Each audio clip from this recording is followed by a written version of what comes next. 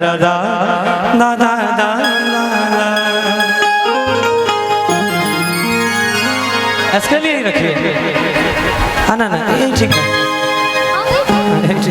Hello वही रखे।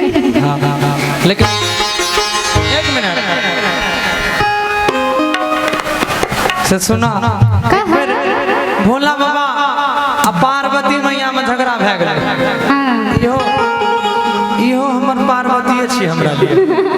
हाँ हाँ हाँ अहो हमरा लिए महादेवी छी।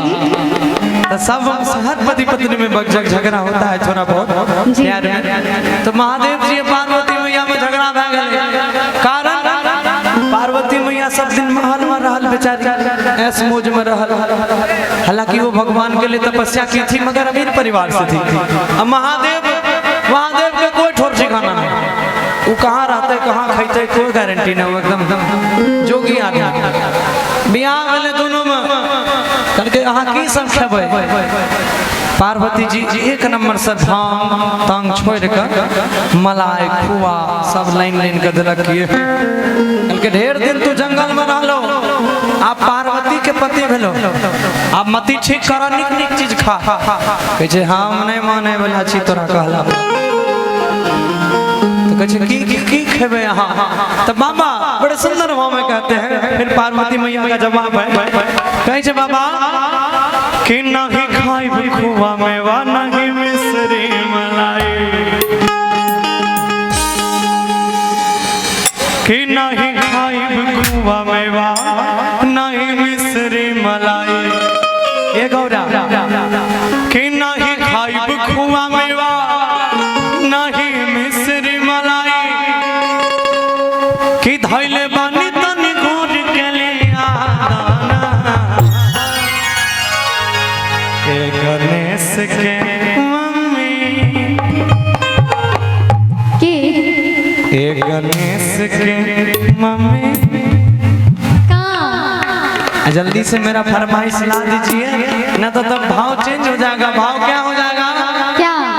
गणेश के मौसी। नहीं हाँ कहा भाई कि बस भर भांगी खिया।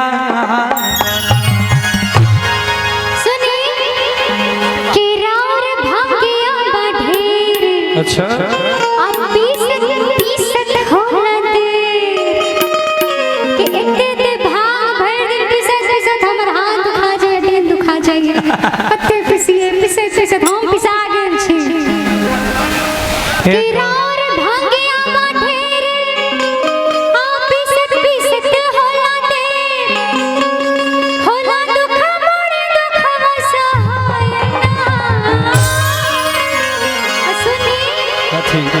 गणेश के पापा कहना गणेश के पापा हमसे भांग पिसाइला।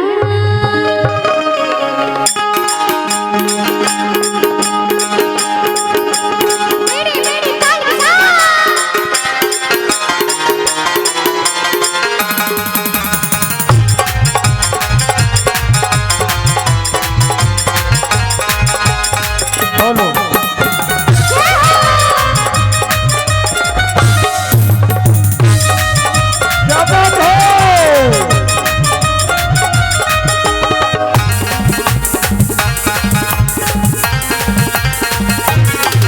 नहीं खाई खुआ में बना ही मिश्री मलाई,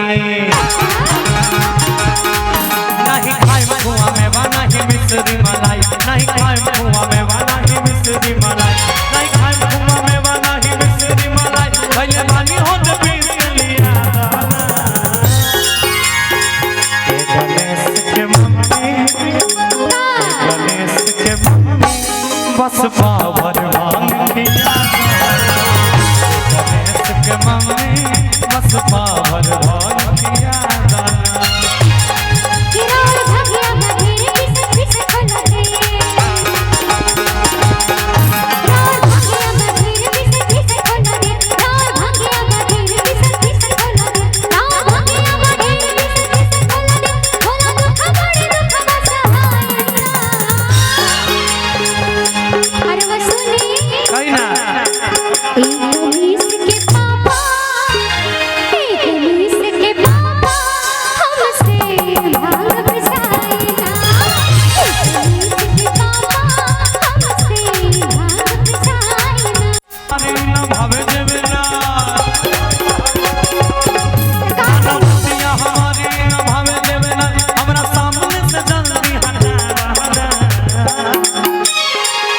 गणेश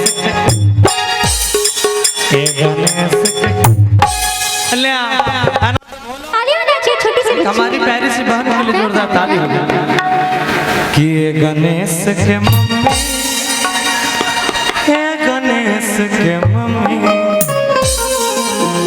ये गणेश के मम्मी बस पावर भान किया ना।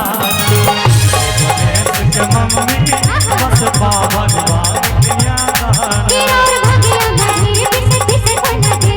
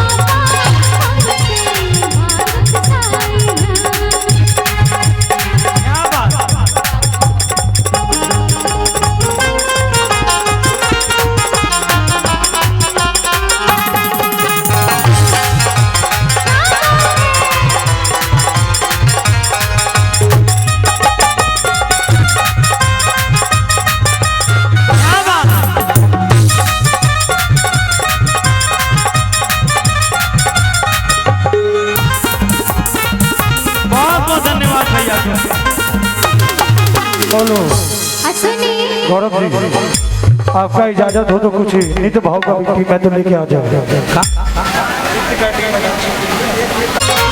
चाहे राजी होई चाहे होई नाराज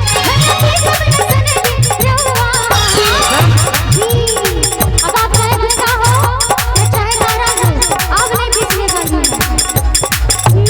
कि चाहे राजी होई चाहे होई नाराज जन करी अखना करी हमरा बुखाया ऐसे गुस्सा मत कीजिए, ऐसे गुस्से से आंख लाल मत कीजिए, कुछ तो मेरे लिए भी सोचिए। ऐसे गुस्से से आंख लाल पीला करेंगे, अपनी पत्नी पर गुस्सा करेंगे तो काम चलेगा? नहीं चलेगा ना। कि जन करी अख लाल करी हमरा बुखाया ऐसे भाग के नशा में नशाएगा। एक गणेश के पापा बोला ना गणेश के पापा हमसे भाग बसाएगा। गणेश के पापा हमसे भाग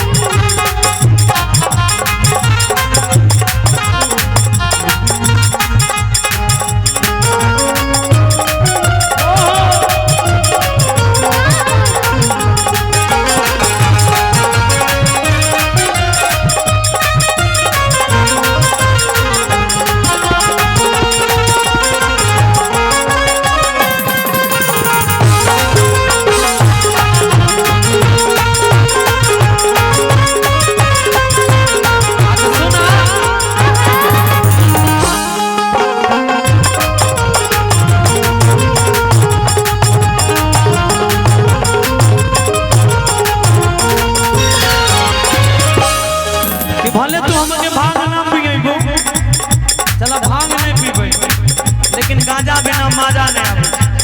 ना ना ना वो सब ना से गांजा पिएबो बोला कब है? कि अच्छा भंगिया ना देबो त गांजा मला कम भाई जल्दी अला। अच्छा भंगिया ना देबो त गांजा मला कम मेहनत के कम भाई जल्दी अला। हो जाता हम तिलाम लेके आव मरी दो, हो जाता हम तिलाम लेके आव मरी दो, बस 4 चिल भर के पिया दाना। ए गणेश के मम्मी, ए गणेश के मम्मी छोरा भांग तू गाजा पिया